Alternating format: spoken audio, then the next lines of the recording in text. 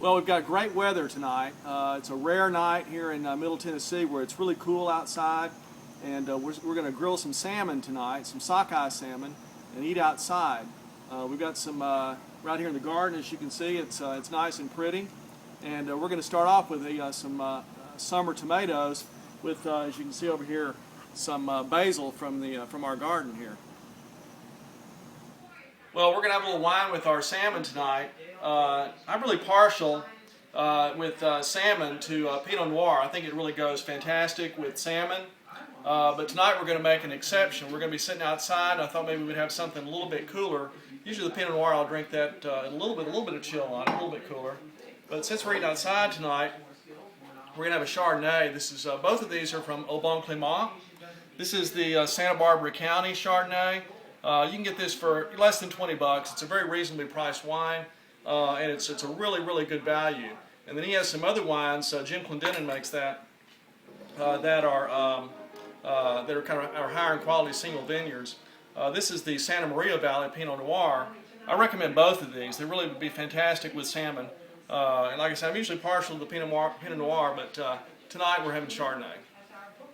All right, we're going to have some salmon tonight. And there's very different kinds of salmon. The salmon that I prefer when it's in season is fresh sockeye salmon. This comes from Alaska. As you can see, it is really red. If you compare it like to the cap on the Pam sprayer here, this is a really deep red fish. It smells great. It smells like the sea. It doesn't smell like fish. And it's going to be really good on the grill. And the way I prepare this, so I spray a little olive oil on it. This is just Pam olive oil. You can just put olive oil on it and spread that around with a spoon. I've done that before, but that's just really easy. Put a little bit of kosher salt on it.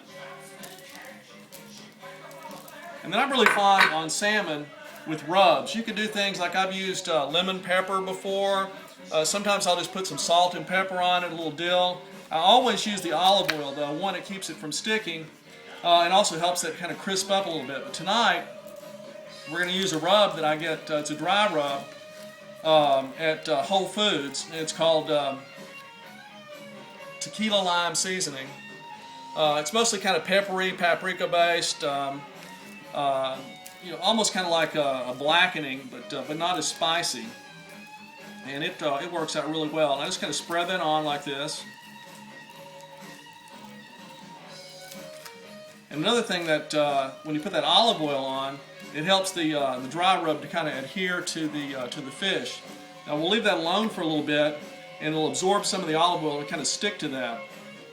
It's summer also. What we're going to start off with, as I mentioned earlier, we've got some basil from the garden and some vine-ripened tomatoes. So we're going to start off with those, and then move on to the fish.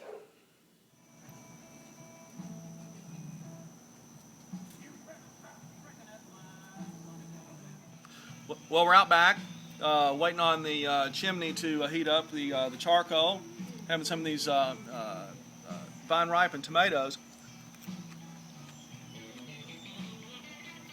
There's nothing really says summer like vine-ripened tomatoes and basil sitting outside. Well, just dump these coals over, and they're really hot. You can put your hand on that, and it's really hot. With the salmon, you want to let that cool.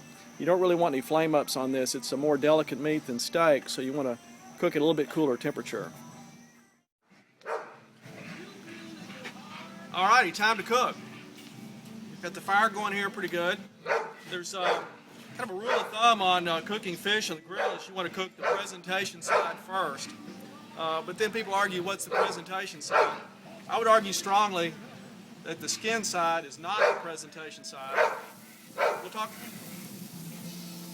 talk about that a little bit later with the on the skin. But I put them skin side up, and then you just want to leave them there. A big thing you want to do is just not mess with the fish. Let it cook for a while. Most of the cooking will occur here. We'll put a little brown on it, and then we'll flip it over and sear that skin up, and then we'll peel the skin off. Okay, the fish is not done yet, but I just want to kind of demonstrate something here. When you can kind of tell when it's not done yet, it's still kind of floppy. You can see it really doesn't have much texture to it. Normally I wouldn't even do that, but just kind of leave it like that. It's a good way to kind of check on it. It's still cooking. When you want to flip it over, It wants to be really almost not rigid, but have more a structural integrity to it, where it just flips really easy, much like you do with a hamburger. Alrighty, as you can see, the fish, it's starting to cook up here. We're just going to flip it over. Watch how easy that is. Just flips right over, doesn't even stick. A nice little brownness to the top of it. And we're going to let it cook on this side for a little bit. You really want to cook that skin really well so you can take it off easily. So we'll give it a few more minutes on the other side. The salmon's done. Now this is really a really important step. I can't emphasize this too much. We turn this over here. If you can hear me from the dog barking, peel that skin off. It comes off really easy like that. But take note of this. This gray matter here, it tastes horrible. I can't emphasize to you enough how bad this tastes. You want to cut that out. If you kind of go in the little center line there and kind of cut down like that, there's a little wedge of it. You can see it just kind of wedges out just like that. You kind of surgically remove it. And then just shave down the back of the salmon with your paring knife. It looks kind of like silly putty. If you don't believe me how important this is, take a taste of it. It'll remind you of cat food. We give it to the dogs. Wilbur loves it. I think he thinks it's cat food. So we just kind of trim that off like that. All it takes is just a few seconds. You can kind of flip it back over, and there you go, ready to eat. Well, we've got the salmon done. We're sitting out back here, enjoying a little beautiful weather, listening to a little Smoking Joe Kubek. Gonna eat this salmon here. It's cooked just right. It's really good. As you can see, very easy to do. Really, anyone can do it.